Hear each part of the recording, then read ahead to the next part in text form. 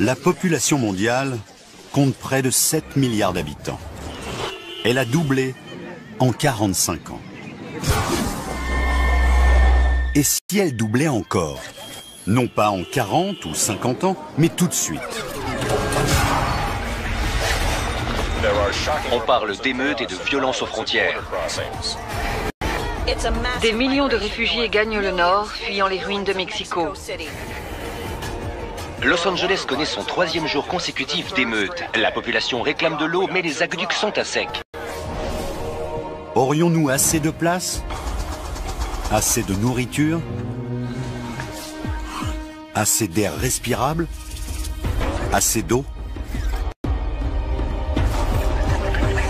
Voici ce qui arriverait si la population mondiale atteignait brusquement les 14 milliards d'habitants.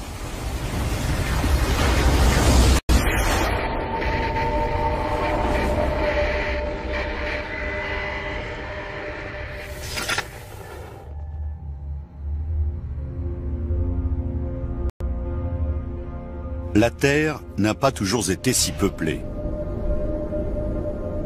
À l'époque où les pyramides ont été construites, la planète comptait moins de 30 millions d'êtres humains.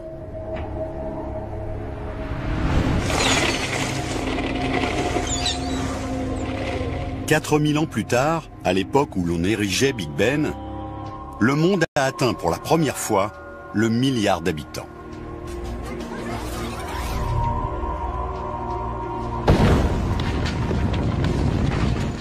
À peine 80 ans plus tard, au moment où le mont Rushmore a été sculpté, elle avait déjà doublé et atteignait 2 milliards. Il ne lui a fallu ensuite que 45 ans pour doubler encore, atteignant 4 milliards en 1973, au moment où l'on bâtissait les tours du World Trade Center. Nous continuons de nous multiplier à une vitesse étourdissante. Chaque année, la population mondiale augmente de l'équivalent de 10 villes de New York. Si nous continuons à ce rythme, elle doublera encore dans 59 ans.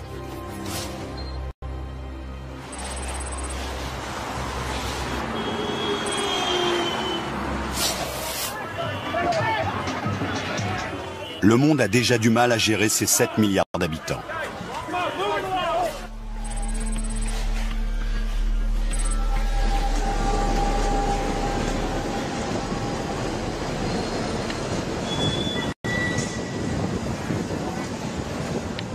Qu'arriverait-il si elle doublait dès maintenant?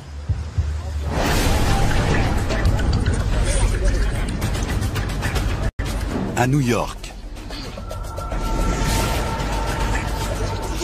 en Asie, tous les pays de la planète sont submergés.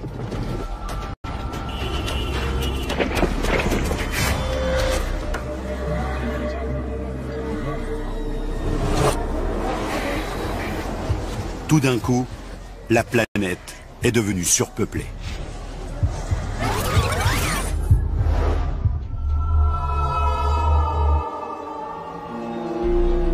Chaque personne a besoin de nourriture, d'eau,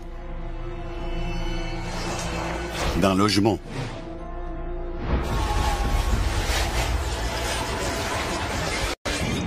Des bouleversements majeurs attendent la plupart des pays.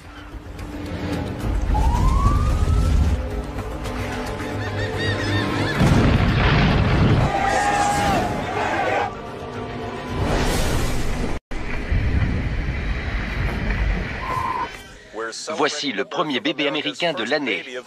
La population du pays atteindra cette année 620 millions d'habitants. À Beijing, on termine en ce moment le premier gratte-ciel de 200 étages. Il culmine à plus de 800 mètres de haut. 10 autres sont prévus pour l'an prochain. Le maire de New York a approuvé la construction du premier super gratte-ciel de la ville.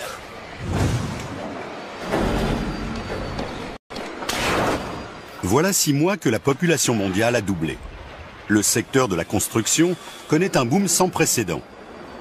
Il faut assez d'immeubles et de maisons pour loger 14 milliards d'habitants.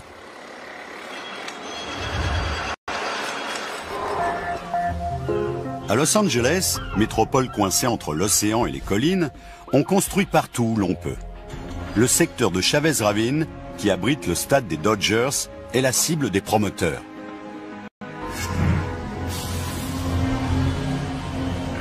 Manhattan est une île et ne peut se développer que vers le haut.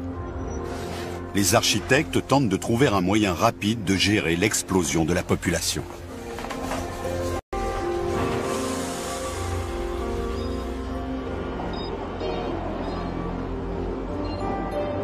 Ils conçoivent et construisent les plus grands gratte-ciel du monde, hauts de plus de 200 étages.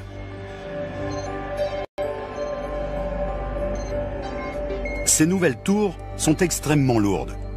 Elles pèsent jusqu'à 1 million de tonnes. La solution la plus facile pour soutenir ces immenses tours, c'est de les bâtir sur le soubassement rocheux. On évitera ainsi qu'elles sombrent dans le sol. À Manhattan, les premiers gratte-ciel de l'histoire ont été construits sur Wall Street. Le substrat rocheux y est plus proche de la surface. Mais à présent, ils vont s'élever bien plus haut. Des milliards de gens attendent un logement et la claustrophobie s'installe. Des familles entières s'entassent dans les hôtels, les bureaux, partout où ils trouvent de la place.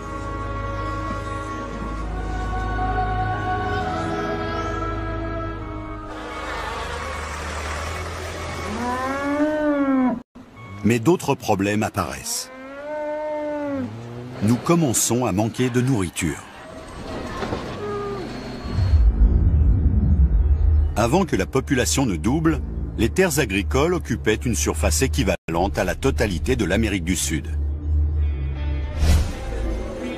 Il faut en créer de nouvelles, d'une surface égale à 2 fois l'Europe.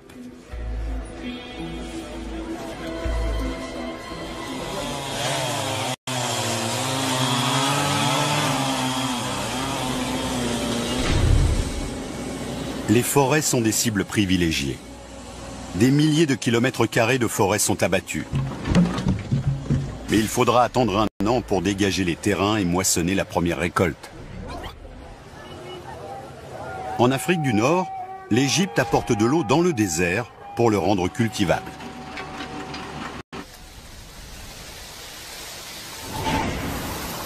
Avant le doublement de la population, on disposait d'assez de maïs et de blé pour nourrir la planète pendant 12 semaines.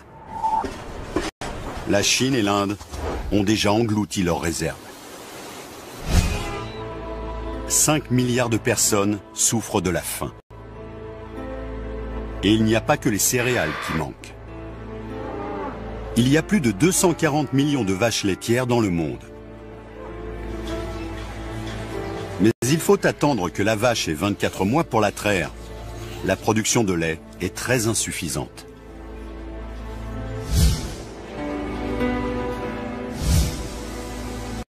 Le prix de la nourriture grimpe en flèche. Dans le jargon des économistes, on assiste à ce qu'on appelle une hyperinflation. Au supermarché, le panier moyen coûte 700 $. Les États-Unis ont un avantage sur de nombreux pays. Ils exportaient chaque année 72 millions de tonnes de céréales, dont 45 millions de tonnes de maïs, un peu plus du quart de la production.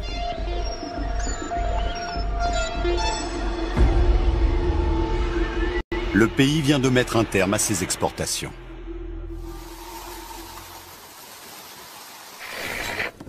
Depuis 3 jours, les délégués des Nations Unies mènent la campagne « Nourrir l'Amérique d'abord ».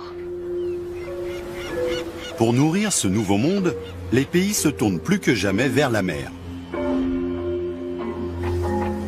De gigantesques filets de 1,5 km de hauteur ratissent les océans pour attraper des poissons. L'industrie de la pêche chinoise, la plus importante du monde, capture 4 millions de tonnes de poissons par mois.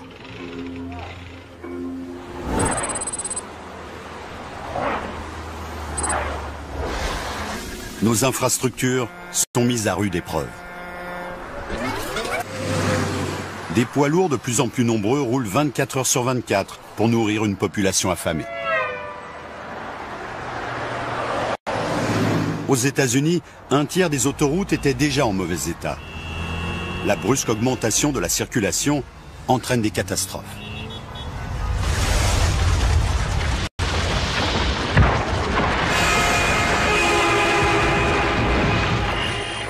bilan provisoire est de 60 morts, mais on craint que d'autres corps ne soient prisonniers sous les décombres.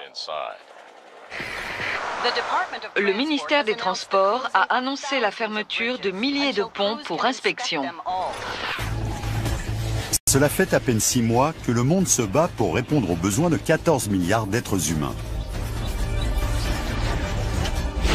Pour la nourriture, le logement. Mais la crise la plus grave est encore à venir.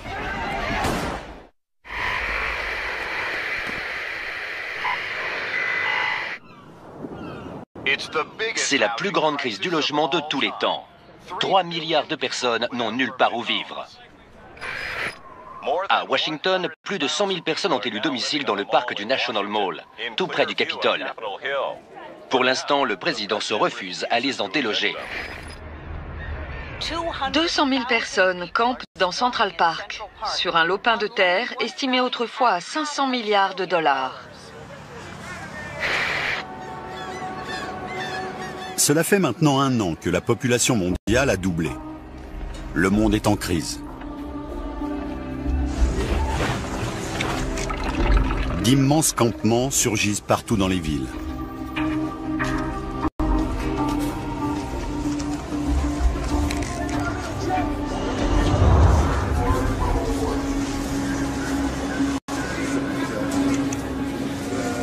À New York, il a fallu augmenter la cadence des métros. Il y en a maintenant toutes les 2 minutes. Le maximum autorisé par le système de sécurité. Désormais, près de 500 000 personnes transitent chaque jour par la station de Times Square. À l'heure de pointe, on y étouffe. Dans les rues, les bus sont toujours bondés. Un seul bus permet de remplacer 25 voitures. Mais cela ne suffit pas.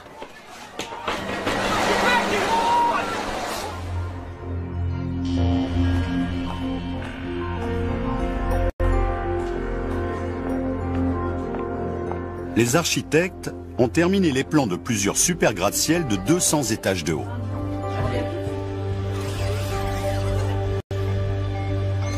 Un seul de ces immeubles doit permettre de loger 10 000 personnes.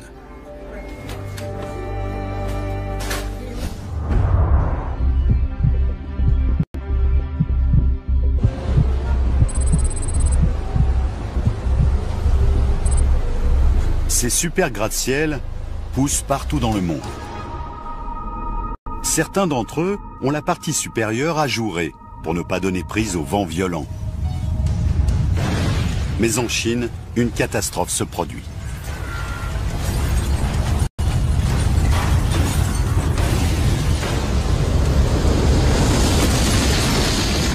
L'immeuble de 200 étages avait été construit sur une ligne de faille non détectée.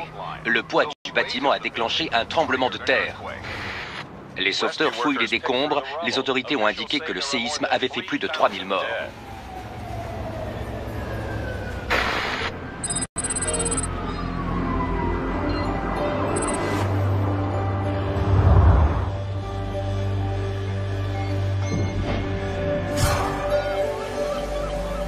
Los Angeles repose sur 12 lignes de faille majeures. Par crainte des tremblements de terre, les immeubles ont rarement plus de 20 étages, y compris les nouveaux bâtiments de Chavez Ravine. À peine terminé, le premier immeuble est pris d'assaut.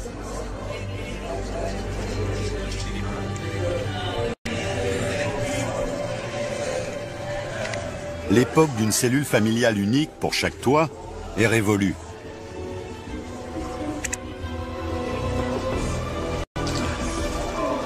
Dans les villes, la population explose.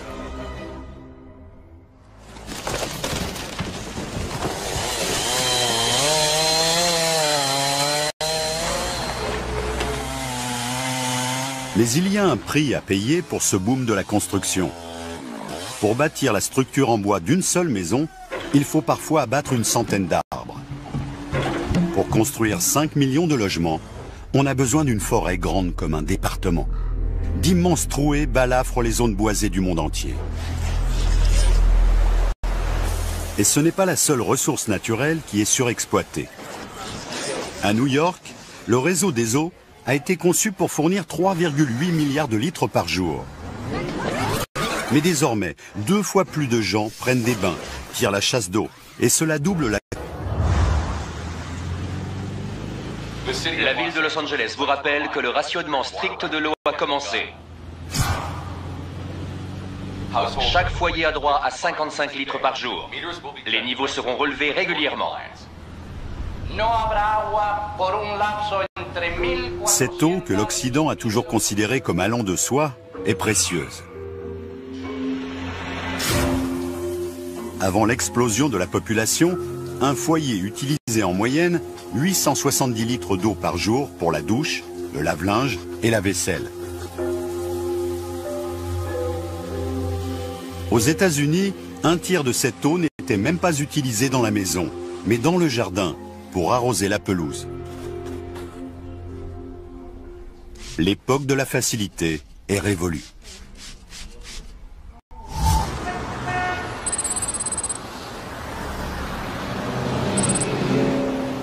À Londres, l'approvisionnement en eau de 12 millions de personnes dépend de la Tamise.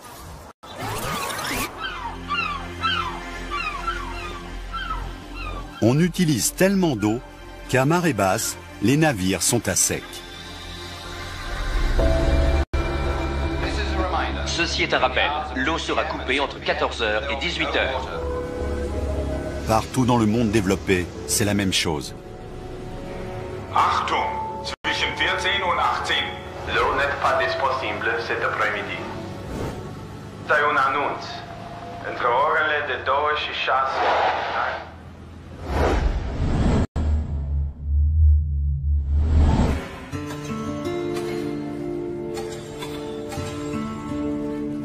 Les agriculteurs plantent de nouvelles espèces qui ont besoin de très peu d'eau. En modifiant les gènes du maïs et du blé, les plantes peuvent survivre avec moins d'eau de pluie ou d'arrosage. Ces plantes résistantes à la sécheresse sont très demandées.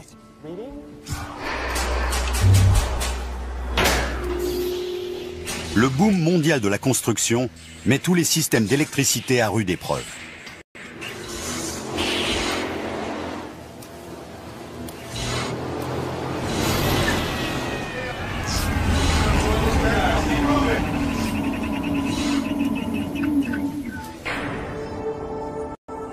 En Amérique du Nord, 100 nouvelles centrales nucléaires sont construites à la hâte. Mais certaines mettront 10 ans avant de devenir opérationnelles. La solution la plus rapide, c'est le charbon. En Chine, 4 nouvelles centrales au charbon sont mises en service chaque semaine. Même chose en Amérique du Nord. Et pour préserver l'énergie, nombre de pays mettent en place des couvre-feux.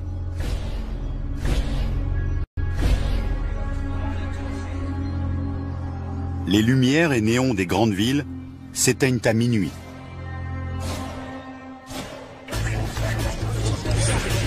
« 14 milliards d'habitants. C'est un poids énorme pour notre planète. Bientôt, nous devrons faire des sacrifices majeurs. Mais ce ne sera pas suffisant.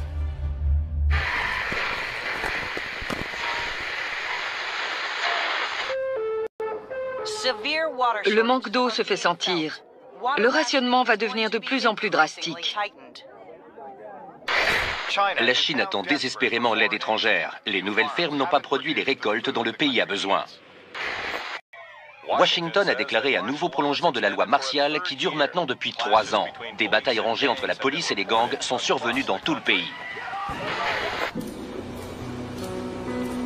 Voilà 3 ans que la population mondiale a doublé pour atteindre les 14 milliards d'êtres humains. Le monde devient de plus en plus dangereux. Des centaines de millions de personnes sont au chômage. Elles vont de ville en ville à la recherche d'un emploi et de nourriture. La hausse des prix, la crise économique, la colère et le désespoir conduisent à la violence.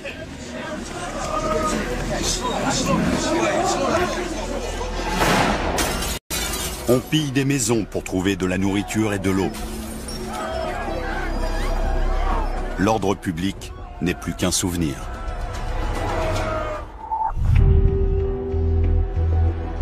Le développement massif des centrales électriques provoque une pollution constante.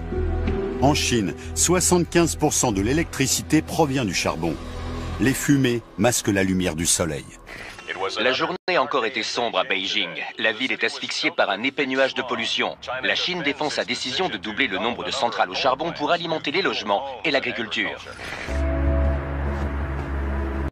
La tentative désespérée de la Chine asphyxie également l'Amérique du Nord. Le jet stream transporte la fumée et les toxines vers la Californie. À Los Angeles, le smog venu d'Asie vient se mêler à la pollution produite par 5 millions de voitures. La ville est enveloppée dans un épais nuage de pollution. Et l'Amérique du Nord n'est pas seule dans ce cas. Nous avons une alerte à la pollution pour le 8e jour consécutif. Il est conseillé aux personnes âgées et souffrant de difficultés respiratoires de rester chez elles. À Londres, les effets de la pollution sont dramatiques. En 1952, le smog avait causé la mort de 12 000 personnes. Cette fois, le bilan est bien pire. Le nuage de pollution dure depuis des semaines. Des dizaines de milliers de Londoniens meurent.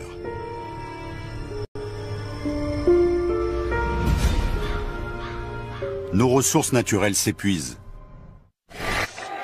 Des émeutes ont éclaté ce matin. Il faut maintenant faire 3 heures de queue pour obtenir sa ration d'eau. La garde nationale veille sur les fontaines publiques pour maintenir l'ordre. À Los Angeles, l'eau est de plus en plus rationnée. Chaque foyer n'a droit qu'à quelques heures d'eau par jour. On fait la queue pour accéder aux fontaines publiques.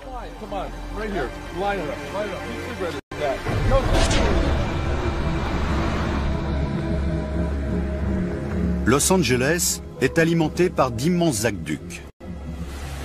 Ils serpentent à travers le désert sur des centaines de kilomètres pour apporter l'eau du fleuve Colorado. Mais la ville n'est pas la seule à dépendre du Colorado. 25 millions de personnes installées dans les États voisins contribuent à assécher rapidement le fleuve. L'industrie est également touchée. Il faut plus de 300 000 litres d'eau pour faire 1 tonne d'acier. Le secteur de la construction est le plus gros consommateur d'acier. Le manque d'eau paralyse le boom de la construction.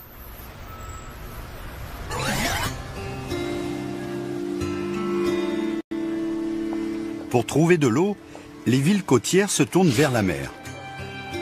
Ainsi, Los Angeles table sur des usines de désalinisation pour fournir de l'eau à une population de 20 millions d'habitants.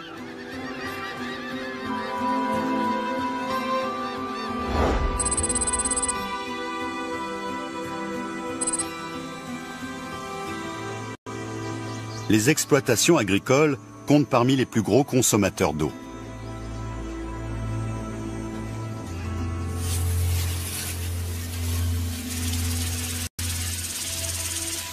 Comme Los Angeles, les fermiers de l'Ouest américain dépendent de l'eau du fleuve Colorado. On en a accumulé des réserves dans le barrage de Hoover, mais son niveau est en chute libre.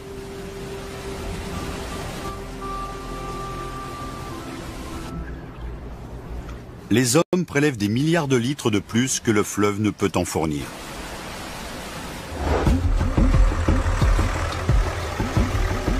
Et le manque d'eau n'est pas le seul problème dont souffrent les fermes.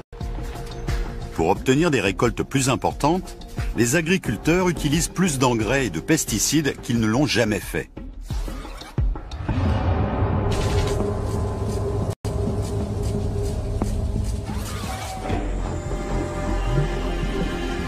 Dans les océans du globe, de nombreuses espèces de poissons ont déjà disparu. Pour combler cette perte, les fermes piscicoles se développent. On élève des millions de poissons, mais c'est loin d'être suffisant pour nourrir la planète. Des populations affamées migrent vers les pays qui possèdent le plus d'eau et de nourriture. La Maison-Blanche a annoncé l'arrêt total de l'immigration, le premier de l'histoire du pays.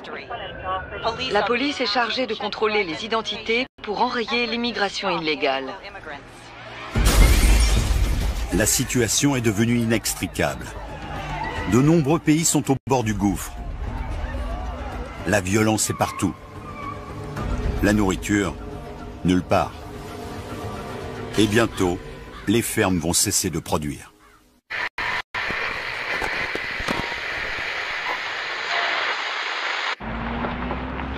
Selon les Nations Unies, l'Afrique centrale est désormais une zone sinistrée. 30 millions de ceux qu'on appelle les réfugiés de l'eau sont sur les routes. Les nouveaux logements de Manhattan vont réduire les besoins de la ville en eau, mais la construction de nouveaux bâtiments a pris un retard considérable.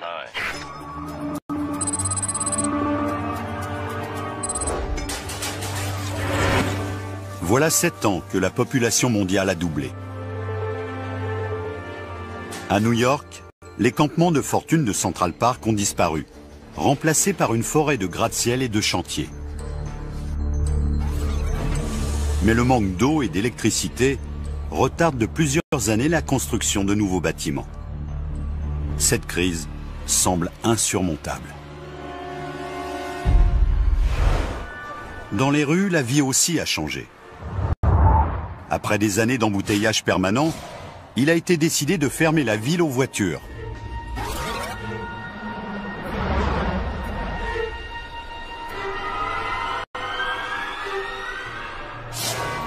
Les banlieusards doivent désormais emprunter les transports publics. La dernière fois que les rues de Manhattan avaient été fermées, c'était après les attentats du 11 septembre 2001. Les rues sont entièrement dévolues aux piétons, aux vélos et aux bus.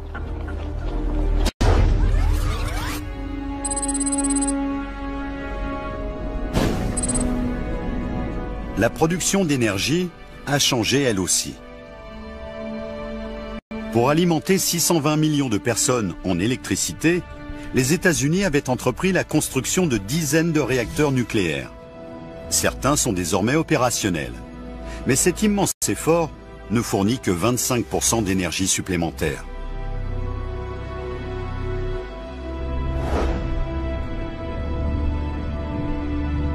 Pour compenser, on tire parti des forces de la nature. Dans le désert de l'Arizona, on a installé des centaines de panneaux solaires. D'autres pays ont choisi d'exploiter le vent. Mais il faut 10 000 éoliennes pour fournir de l'électricité à 10 millions de foyers.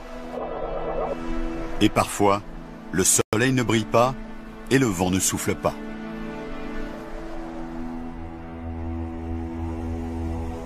La majeure partie de cette électricité est destinée aux villes. À Los Angeles, 2000 personnes logent dans cet immeuble.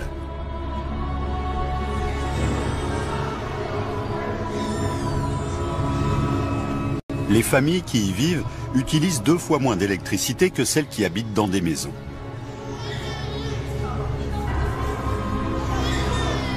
Dans un monde qui compte 14 milliards d'habitants, les villes sont donc la solution la plus économique. Mais à Los Angeles, la crise de l'eau continue.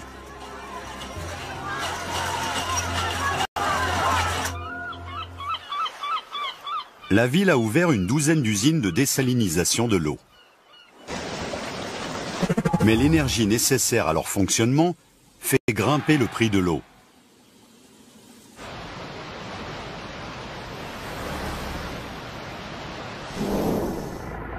Son transport est également prohibitif. L'eau est plus lourde que l'essence et elle doit être traitée pour devenir potable.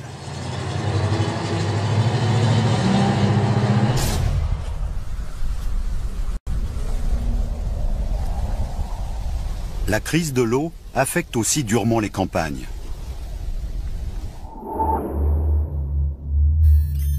Les fermes du Midwest dépendent d'un immense lac souterrain appelé l'aquifère d'Ogallala. Il fait la taille de la Californie. La population est alimentée par les pompes reliées à l'aquifère. Cette nappe s'est formée au cours de millions d'années, à mesure que l'eau de pluie filtrait à travers le sol poreux.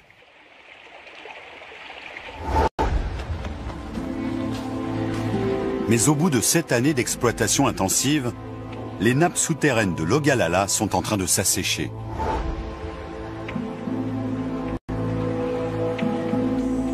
Les récoltes de l'année destinées à nourrir le monde sont ruinées.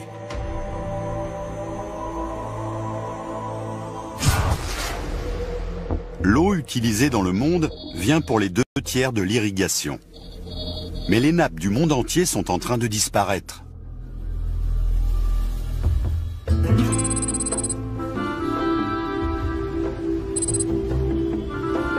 Or, de nombreuses villes en dépendent.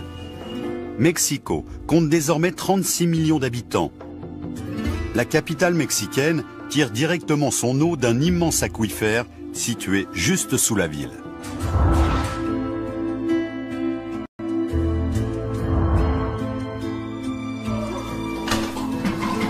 Mais les tuyaux qui apportent l'eau fuient.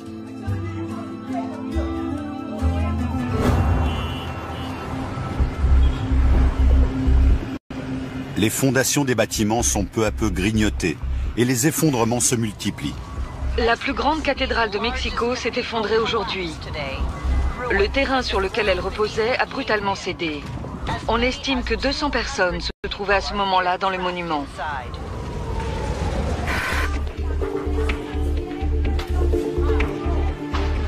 Mexico est une ville sinistrée.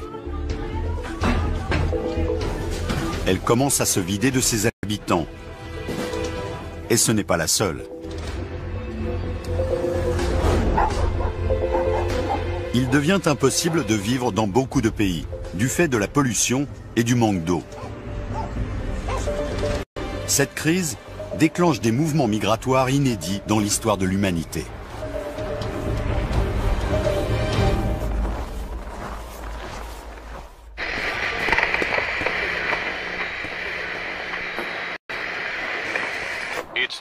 C'est la pire crise humanitaire de l'histoire. Les réfugiés de l'eau sont de plus en plus nombreux. Des millions de gens sont jetés sur les routes. Une population désespérée et affamée se masse aux frontières de nombreux pays. Ils réclament avant tout de l'eau.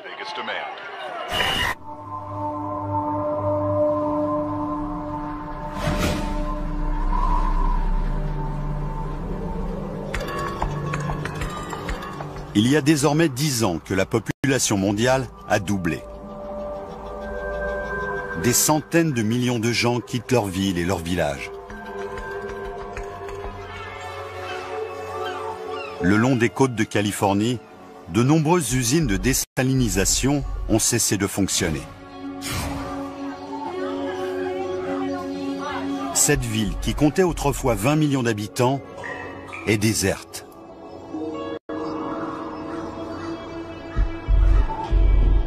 Les immeubles d'habitation construits après le doublement de la population sont abandonnés.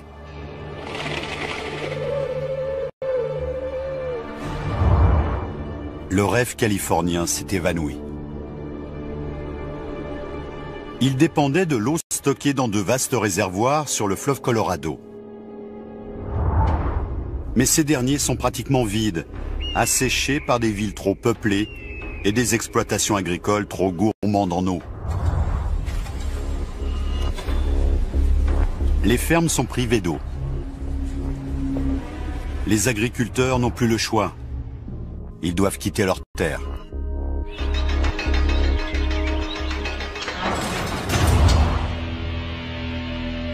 Ils se joignent à l'exode vers le nord.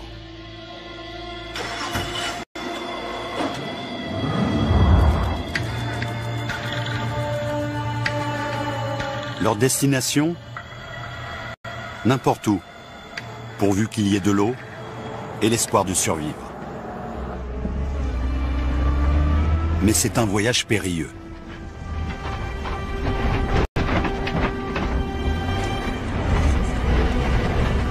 Il est dangereux de boire l'eau des mares et des ruisseaux. Ils sont remplis de pesticides et d'engrais liés à la surproduction agricole.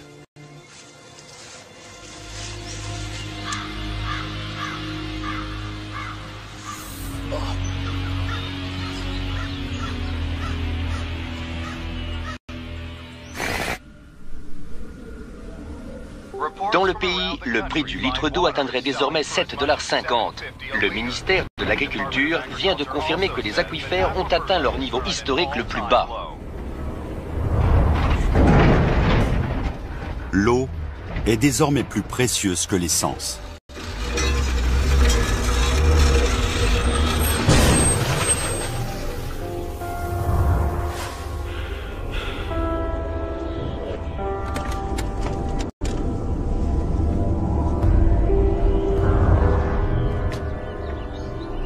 Nous avons besoin d'environ 2 litres d'eau par jour.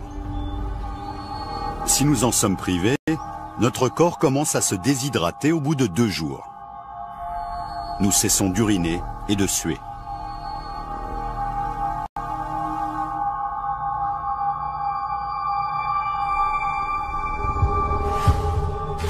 Une fatigue intense survient, on commence à perdre conscience.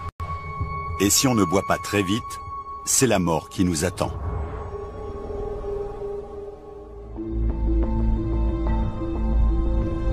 L'eau est de plus en plus polluée. Les affluents du Mississippi transportent des produits chimiques et le fleuve les rejette dans le golfe du Mexique.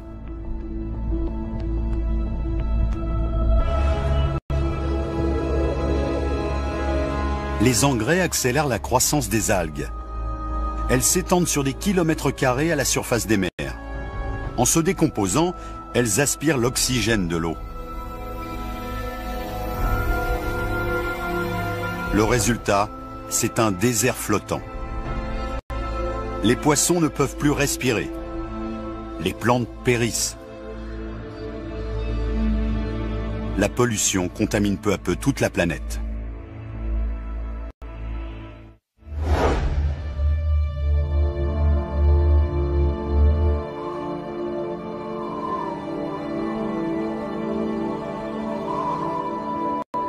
Après des années de surproduction agricole, la terre est dévastée.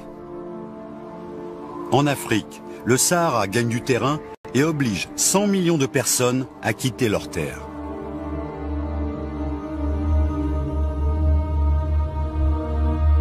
En Amérique du Nord, les réfugiés de l'eau se dirigent vers le plus vaste réservoir mondial d'eau douce, les Grands Lacs. Ils se sont formés à la fin de l'ère glaciaire, il y a 12 000 ans. L'eau qu'ils contiennent est le résultat de la fonte des glaciers. Des millions de gens se dirigent vers leurs rives. La population de Chicago, Détroit et Toronto explose.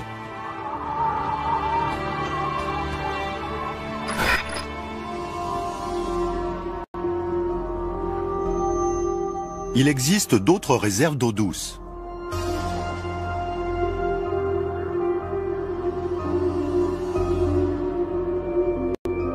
Les 2 tiers de l'eau douce mondiale sont prisonniers des glaces polaires arctiques.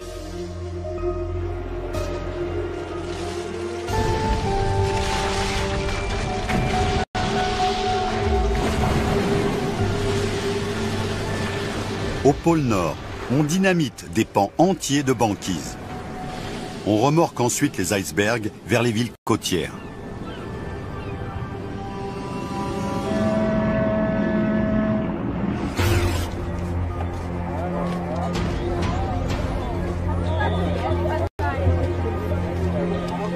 Les millions de personnes qui ont quitté le sud pour les Grands Lacs vivent dans des conditions terribles.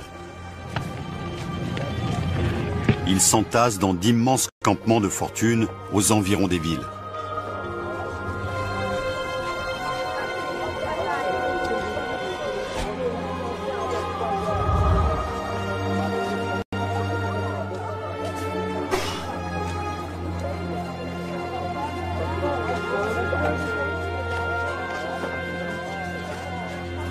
Le doublement de la population a entraîné le plus grand mouvement migratoire de l'histoire.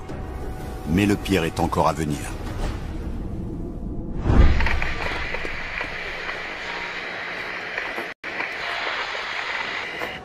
La population mondiale est en chute libre.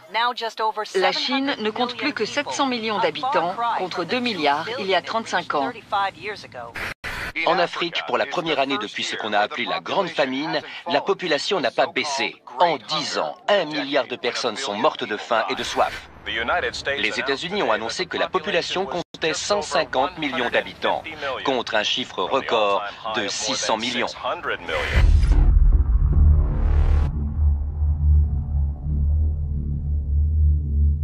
Il y a maintenant 35 ans que la population a doublé. Près des lacs, les villes se sont développées jusqu'à atteindre 35 millions d'habitants. Les gratte-ciel ont poussé comme des champignons.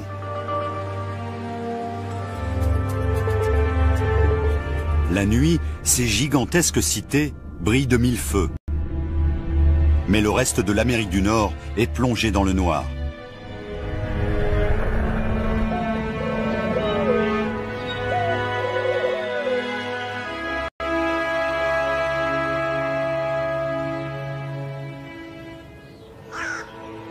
Les villes, autrefois si actives, ont été abandonnées. En Grande-Bretagne, en France, aux États-Unis, l'économie s'est effondrée dans toutes les régions situées trop loin de l'eau. La quasi-totalité des plaines du Midwest a été abandonnée par manque d'eau. Ces plaines étaient irriguées par l'eau pompée dans l'aquifère d'Ogallala. Mais 35 ans passés à tenter de nourrir une population dédoublée ont pratiquement asséché la nappe. Peu à peu, pourtant, la pluie et la neige font remonter son niveau. Mais il faudra des années pour remplacer l'eau que les humains ont exploitée.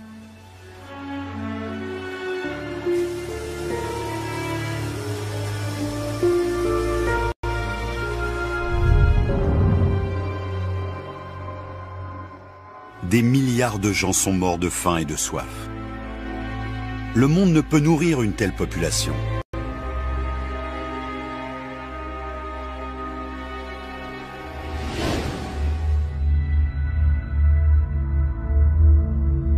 Après 35 ans de déclin, la population de la Terre s'est enfin stabilisée.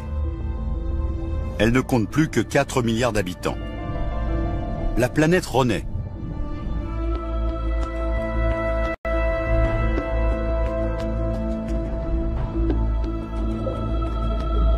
Dans les océans, les stocks de poissons que nous avions épuisés se recomposent lentement. Les forêts regagnent les zones qu'elles occupaient avant l'installation de nouvelles exploitations agricoles.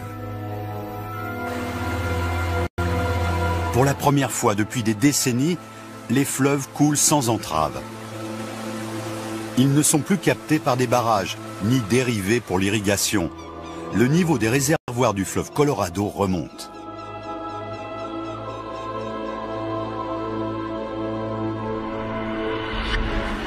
Tout ceci n'était qu'une fiction, un aperçu d'un monde soudainement frappé de surpopulation. Mais des millions de gens connaissent déjà la faim. De nombreuses villes sont déjà surpeuplées. La pauvreté gagne du terrain.